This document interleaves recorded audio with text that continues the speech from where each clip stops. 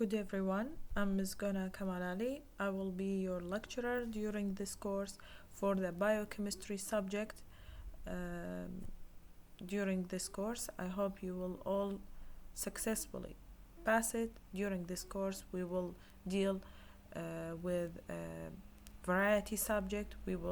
Today we will know what is biochemistry, what is dealing with, and we will understand what is the relation between the biochemistry and biomedical engineering. I'm sure during the end of this course you will have a lot of information which will be very informative information about the basics of the biological molecule and the life and the chemistry, and you will know the main idea of the basics of most of the clinical instrument, that how they are working and how they are engineered, which is a very important for your specialty and your career.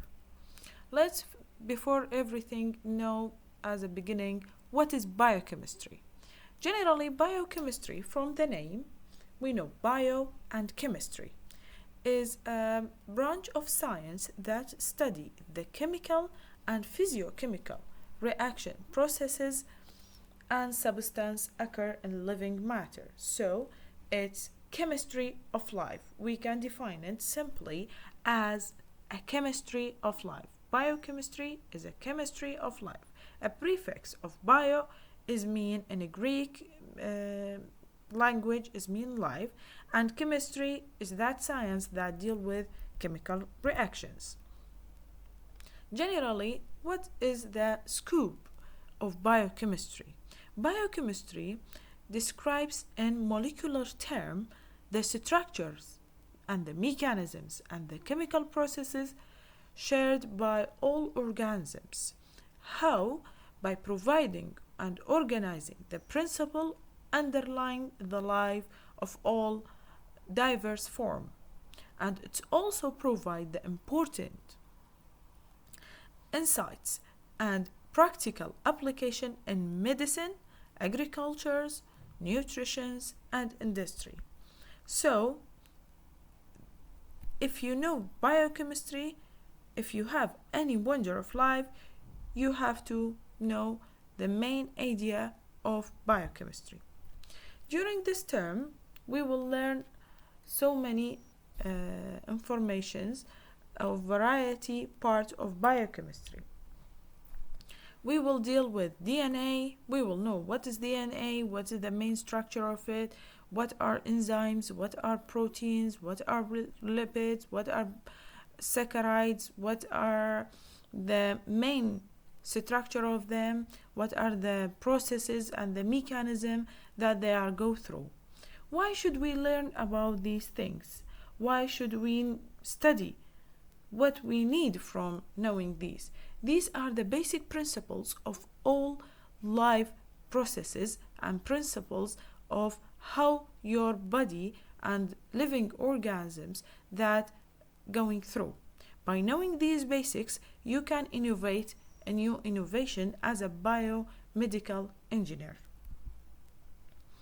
So, as I told you, also especially in healthcare sector. For example, the development in biochemistry, especially in healthcare research, give us a key of growing, of understanding of the myriad of the health issues from diabetes or atherosclerosis to the most complicated disease, which is cancer. How? By knowing the identifications of disease, by knowing the basics of genes, of protein pathway, of disruption that lead to this disease. Why should we know these basics? Only to know these the biomolecules or innovate a new technique? Why we need to innovate this new technique? Okay, now we innovated. Why?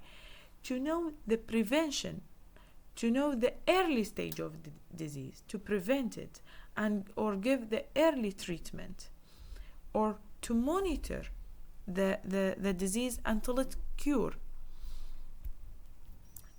Usually, this journey gone from aspirin in history, from innovation of aspirin to interleukins nowadays that we are dealing with, which it's from drug innovation to target. As here you can see, from 1928, during this timeline table, from 1928, the aspirin and the active side of aspirin has been innovated. Penicillin. I keep saying aspirin. The penicillin during the drug innovations. Then the drug inactivations and resistance to penicillin started by time to time, which is make us or lead the scientists to go through make new kind of antibiotic, which is methicillin, then which is more advanced, and some people have sensitivity, some of the microorganisms has resistant to it, then they go through innovate a new antibiotic, which is vancomycins. What are these two like from penicillin to vancomycin? From this timetable, what is tell us? We go from drug activation and inactivation to target, which is working on the special kind of cell.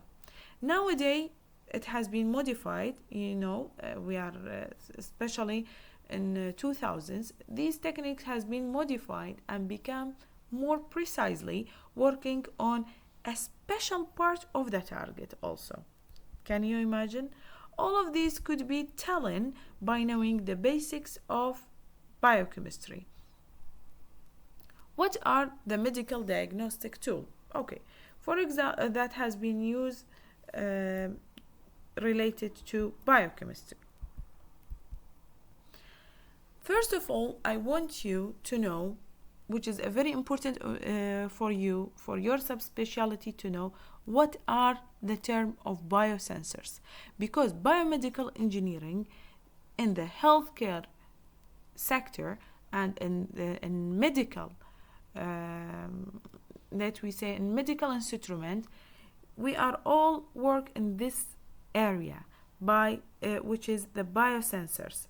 So simply I want you to know what are biosensors.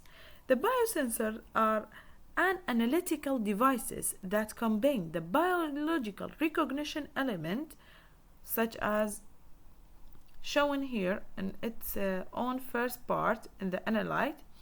Either they are enzymes or antibody or nucleic acids such as DNA and RNA, or target cell itself, with a physico-chemical transducer that detect a specific analyte and convert it to a measurable signal. From this simple definition, you can know the part of biosensors. So biosensors has 4 parts. Please focus on the part and try to know all of these parts. The first part is the analyte, that the sample which is present in the sample that you want to detect, either if it is blood, if it is urine, if it is serum, I don't know, it depends on the type of the test. And also the second part, which is directly related to the first part, which is the receptor. In the analyte, either you are looking for enzymes, proteins, antibody, nucleic acid, or a specific target cell. Here the combination and the reaction between your analyte or biomolecule and your receptor will start. When this occur and the sensing occur by a specific method, this method can tell us during this method you can know how much quantify your analyte, how much is the presence in the sample. So which is called the transducer part. The transducer tell us the method, which method you will be used in the detection, either if it is electrochemical or optical or thermal or piezoelectric. For knowing these, after knowing the method, we will get a signal. We have to understand how you understand the electrochemical signals or optical signals or thermal signal, by knowing the signal, by having a signal output which is measure the concentration or the intensity and etc., and give you a number that we understand and see. So again, we have 4 parts in biosensor, which is analyte, receptor, transducer, and signal outputs. Usually biosensor development has been go through the history from the big machine, from electrode or oxygenated electrode, transducer, big machine, to a wearable small chips. It has been developed. Here we have many kind of biosensor. As I give you as example of a biosensor, the simplest example, which is most of you has been seen in the hospitals or a day life if you have a diabetic patient, is a glucometer, where on the chip, that it has a small chip. I don't know if it is here showing or not. You give the sample of the blood to the patient. There is a chip here that has a kind of enzyme which is glucose oxidase. Whenever the drop of a blood that has a specific quantity of a glucose attach this strip, it will make a reaction due to the concentration of the glucose, and this reaction will send electrons to this device, the transducers. The transducer has this kind of part, which is the output signal. It give you a specific number. From this number you know the blood glucose level.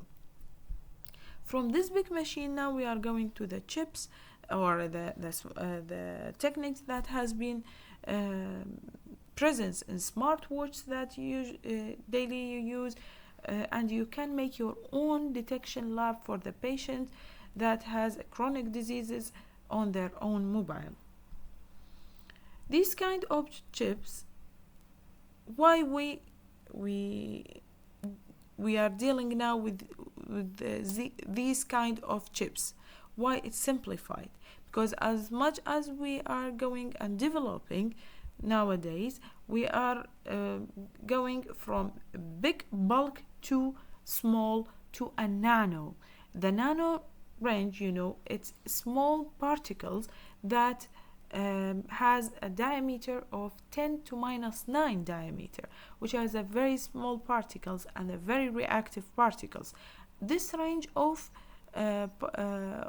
working give us more, restore the materials and give us a very sensitive detections by having a very sensitive method. For example, this nanobiosensor that has been mineralized device put in inside we call it like a key, and put in inside the mouth to detect the amount of ketone bodies for the diabetic patients, and to measure for us and tell us the level of glucose for these patients by a real-time analysis. So from these slides we can know that what is the ideal property that should have any biosensor device.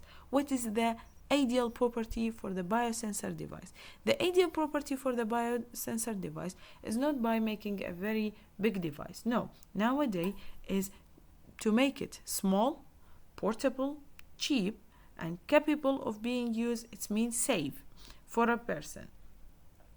These 4 parts and properties must be present in your biosensor to be ideal, beside of the sensitivity and reusability, which is making increase its own properties.